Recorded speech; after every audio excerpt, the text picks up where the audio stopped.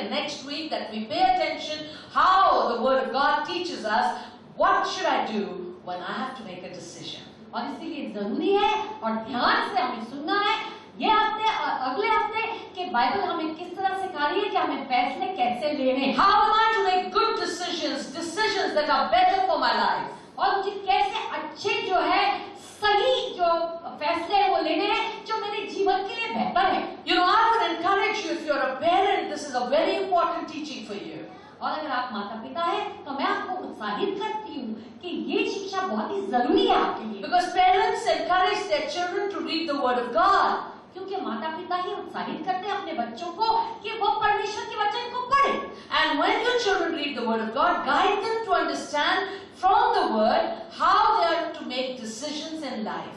और जब वह बाइबल पढ़ते हैं तो उनको बताइए, उनकी अगुवाई करिए कि उन्हें उनके जीवन के फैसले कैसे लेने हैं. And as your pastor, it is my responsibility to teach you that. और पास्टर होने के नाते ये मेरी जिम्मेदारी है कि मैं आपको सिखलाऊं. So we see that the Bible is a very important guide.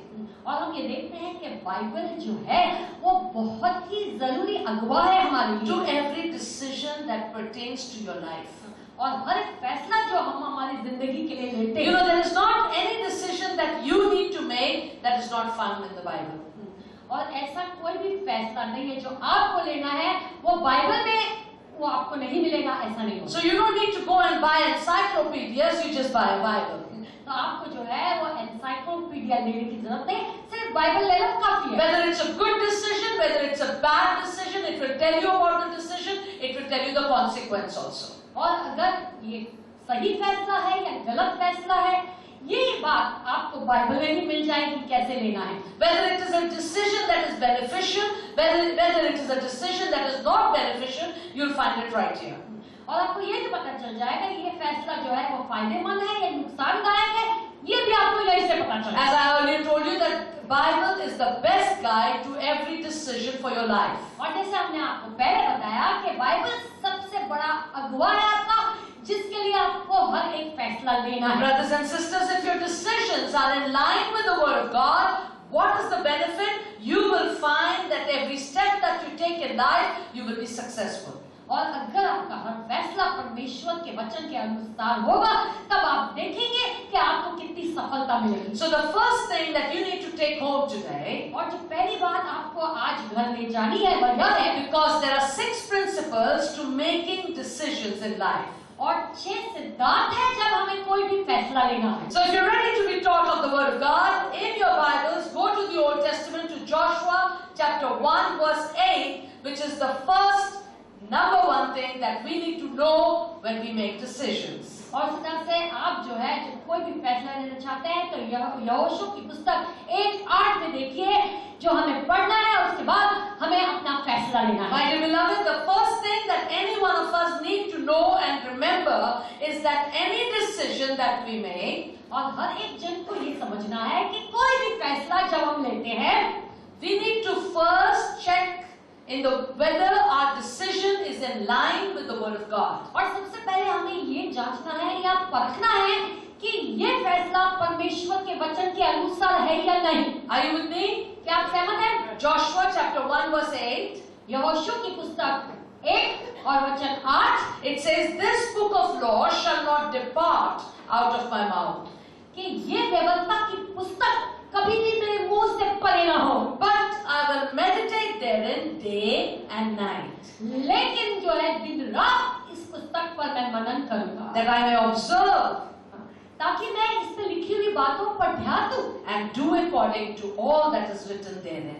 और इसमें जो लिखा है उसके अनुसार करूं. If this book of law will not depart from my mouth, और अगर ये व्यवस्था की पुस्तक मेरे मुख से परे ना हो, if I'm going to meditate on what this book of law says, और फिर अगर उस पे मैं मनन करूं कि ये व्यवस्था की पुस्तक क्या कहती है, if I will observe what the Word of God says, what is the outcome of this word, and I will do it, और इस तरह से फिर उसके बाद ध्यान करूं कि परमेश्वर का वचन क्या कहता है और इसका परिणाम क्या होगा और फिर मैं वही करूं, then I will make my way prosperous, and then I will have good success. और फिर जो है मेरे मार्ग सफलता वाले होंगे और तब मुझे तरक्की मिलेगी। So my dear beloved, the first principle that we need to remember, I'm not just saying write it down, but remember, any decision in life that you make must be in line with the word of God. और पहली बात जो आपको याद रखनी है, मैं ये नहीं कह रही हूँ कि लिख लो, आपसे कह रही हूँ कि याद रखनी है कि वह आपका फैसला परमेश्वर के वचन के अनुसार होना चाहिए। Write it, but remember it. और लिख भी लीजिए और याद भी रखिए। You know, it will be helpful when you make decisions for your life. और ये आपके लिए मदद करेगी जब कोई भी फैसला आप अपने जीवन में लेते हैं। It does not matter what 99% people say about something. और इसमें कोई फर्क नहीं पड़ता है कि 99 लोग उस चीज के बारे में क्या कहते हैं। It matters what one thing that God says. और फर्क उसमें पड़ता है कि जब एक ही बात परमेश्वर कहते हैं। If nobody else is saying it and only God is saying it, yet only God is right and they are all wrong. और अगर सारे कहते हैं हाँ और अगर परमेश्वर ना कहते हैं तो सारे गलत हैं, सिर्फ परमेश्वर ही सही है। For you and I, whom God has created, और आपको और मुझे जिसने परमेश्वर ने हमें सींचा है, it is because of His love, because of His grace, His mercy, we are living on this planet Earth. और उसके ही अनुग्रह से, उसकी मोहब्बत के द्वारा, उसके ही जो है प्यार के द्वारा आज हम इस धरती पर जी रहे हैं। And our God has made laws by which He would want us to lead our lives. और प्रभु ने कुछ नियम बनाए हैं जो चाहते हैं प्रभु कि हम उन्हीं में चले। A lawless Christian और वह जो नियम नहीं मानते is वैसा not- Masih is not going to get anywhere in life. वो जीवन में कहीं नहीं पहुंचने वाला You है। have to discipline your life in the laws that God has made for you and for me. और आपको अपने जीवन को शिस्त में लाना है, उस नियम को पालना है जो परमेश्वर ने आपके लिए और मेरे लिए See, बनाया the है। laws that God has made are not only for the church, the laws that He has made is for the world. और उन्होंने जो नियम बनाए हैं वो सिर्फ कलीसिया के लिए नहीं है, लेकिन पूरे संसार के लिए है। But the church, when they follow the law, they become Christ-like. कलीसिया जब वो नियमों को पूरा करती है तब वो मसीह जैसी हो जाती है। I believe all of you that are sitting here are well aware there is a law of gravity. और यहाँ पर जितने बैठे हैं वो जानते हैं कि एक नियम है जिसे खिंचाव का नियम कहा जाता है। It is a very simple law that God has made. और ये बहुत ही साधारण सा नियम है जो प्रभु ने बनाया है। Whatever you throw up is going to come down. जो कुछ भी आप ऊपर फेंकेंगे वो नीचे आएगा। It's not a difficult law. We all know that, don't we? और ये कोई कठिन नियम नहीं है, सारे जन इसको जानते हैं। What goes up comes down. जो भी कुछ ऊपर जाता है वो नीचे आता है। Then you must have also heard about moral law. और जो है संसार के नियम उसके बारे में भी आपने There are laws that we follow in the society, in the world. और इस तरह से ऐसे नियम है जो हम इस दुनिया में, इस समाज में जो है उसे पूरा करते हैं। Then God has instituted spiritual laws. और फिर परमेश्वर ने आत्मिक नियम भी बनाया है। Do you know what God gave Moses on Mount Horeb? आप ये जानते हैं कि उस The Ten Commandments, the 10 laws. और आप जानते हैं कि मूसा को परमेश्वर ने पर्वत होरेब पर क्या दिया था? 10 आज्ञाएं दी थी। And this world revolves around the laws that God has made and instituted for you and for me to abide in. और इस तरह से ये दुनिया जो है वो जो परमेश्वर ने नियम बनाए उसके इर्द गिर्द घूमती है और ये नियम बने हैं ताकि आप और हम इसमें बने रहें। As long as you and I will know what the law says, do what the law says, and live by the law, you will see your life successful. और इस तरह से जब तक आप नियम को पालेंगे, उसमें चलेंगे, फिर आप देखेंगे कि ये जीवन आपका सफल होगा। Let me be very honest to tell you. और बहुत ईमानदारी से एक बात आपसे कहूँ, If you do not abide in the law, और अगर आप कोई भी नियम में बने नहीं रहते, if you break the law, और अगर आप नियम तोड़ देते हैं, you are the one who's going to get hurt. तो आप ही को चोट लगेगी। So it is better for us to understand और इसलिए बेहतर होगा कि हम समझ लें that suppose I went on top of the building कि आप ये सोचो कि अगर बिल्डिंग के सबसे ऊपर में पहुंच गई and I jumped down from there. और वहां से मैं कूद पड़ी, Do you think I am breaking the law of gravity? तो क्या आपको लगता है कि तब खिंचाव का जो नियम है उसे मैं तोड़ रही हूँ? Anyone? The law of gravity broke me. वो खिंचाव का जो नियम है उसने मुझे ही तोड़ दिया। It is the law of gravity that anything that will come from down is going to fall down. और उसी तरह से ये जो है खिंचाव का नियम है कि जो कुछ भी नीचे गिरेगा उससे वो खींच लेगी। So abide in the law is going to get to you. और जब तक आप जो है कोई भी नियम में बने नहीं रहेंगे तो फिर मुश्किल में आओगे। This is not only about gravity that I'm talking. The same principle applies to moral laws and to spiritual laws. और हम सिर्फ ये खिंचाव के नियम के बारे में नहीं कह रहे हैं, लेकिन वो नियम जो सांसारिक है, वो नियम जो आत्मिक है, उसके बारे में भी कह रहे हैं। When you are out driving on the road, there is a moral law that says, do not speed. और सदा से जब आप ड्राइविंग करते हैं तो संसार में एक नियम बना है जो कहता है कि आप गाड़ी तेज मत चलाइए। What happens if you're not supposed to speed? If you're driving in a 50-kilometer range and you are speeding at 120, what will happen? और इसी तरह से आपको जो है नियम दिया गया है कि आपको इससे ज्यादा तेज गाड़ी नहीं चलानी है, और अगर आप चलाते हैं तो क्या होता है? You think I'm a cool dude, you know. आप समझते हो यार मैं तो बहुत कूल हूँ। The law says 50, I can go faster. अरे नियम कहता 50, लेकिन मैं तो उससे भी अधिक तेज जा सकता हूँ। And I can drive fast. और मैं तेज चला सकता हूँ। I've got a good foot on the accelerator, it just goes. और एक्सेलेरेटर पे जैसे ही पैर रखता हूँ, ज़ूम करके निकलता हूँ। I'm talking to some people here. यहाँ पे कई लोगों से मैं बात करें। You know, you are not breaking the law. आप नियम को नहीं तोड़ रहे। But when you have an accident, the law has broken you.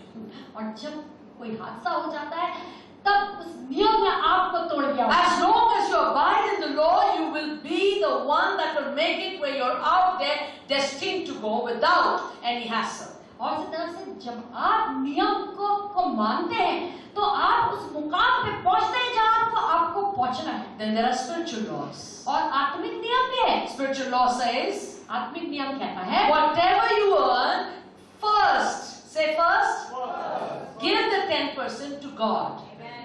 और आत्मिक नियम ये कहता है कि जो कोई भी आपकी कमाई है, पहले कहो पहले वो परमेश्वर को उसका दशमांश आपको देना होता है। Now what do?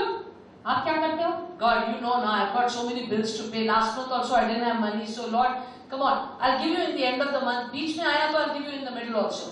You are not breaking the law. When your month is bigger than your money, the law has broken you.